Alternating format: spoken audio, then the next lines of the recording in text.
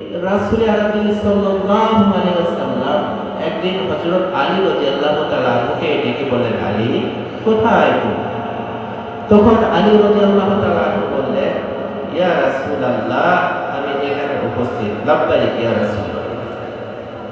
দ্বিতীয়বার রাসূল আরবি সাল্লাল্লাহু আলাইহি ওয়াসাল্লাম বললেন, আলী কোথায় তুমি?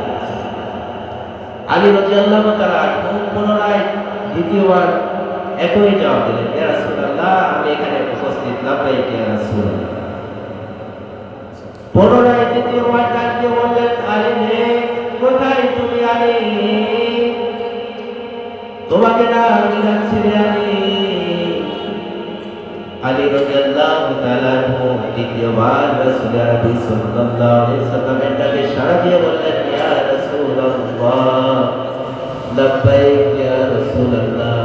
ইয়া রাসূলুল্লাহ আমি তো আপনার সামনে উপস্থিত আছি, কি বলবেন দয়া করে বলুন। সুবহানাল্লাহ। তখন রাসূল আরবি সাল্লাল্লাহু আলাইহি ওয়াসাল্লাম বললেন, হে আলী শুনে রেখো, এই যে দুনিয়ার মধ্যে যত আরাম আয়েশ ভোগ বিলাস শান্তি নিকেতন রয়েছে, হে আলী এসব ভোগ বিলাসের শান্তি নিকেতনের কিন্তু পরিসমাপ্তি রয়েছে, ঠিক কিনা বলেন? যা কিছু আরাম আয়েশ রয়েছে ভোগ বিলাস রয়েছে সব কিছুই একদিন শেষ হয়ে যাবে রে আলী। কিন্তু হে আলী শুনে রেখো রে আলী, মহান আল্লাহ রাব্বুল আলামিন যেসব বান্দা বান্দীকে জান্নাত নামক দৌলত দান করবেন, সেই জান্নাত নামক দৌলতের মধ্যে আল্লাহ রাব্বুল আলামিন তার যেসব বান্দা বান্দীদেরকে নিয়ামত রাজির মধ্যে ডুবিয়ে রাখবেন, তা কোনোদিন সেসব বান্দা বান্দীর থেকে কোনোদিন কেড়ে নেওয়া হবে না। সুবহানাল্লাহ।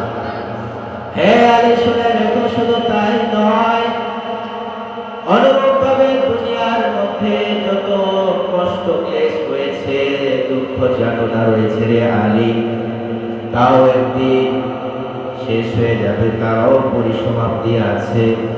কিন্তু হে আলী তুমি শুনে রেখো, আল্লাহ রাব্বুল আলামিনের যারা দুনিয়ার মধ্যে নাফরমানি করবে, আল্লাহ তাআলার বিধিবিধান মেনে চলবে না, কুরআন সুন্নাহ অনুযায়ী জীবন পরিচালনা করবে না, হে আলী আল্লাহ তাআলার যারা নাফরমানিতে জীবন কাটিয়ে দিবে, এসব নাফরমান বান্দা বান্দীদেরকে আল্লাহ রাব্বুল আলামিন যে জাহান্নামের মধ্যে নিক্ষেপ করবেন, এমন একটা জাহান্নাম যে জাহান্নামের মধ্যে একবার যে কষ্ট শুরু হবে, দুঃখ শুরু হবে, বেদনা শুরু হবে, যাতনা শুরু হবে, তাও কোনোদিন শেষ হবে না। নাউযুবিল্লাহ বলে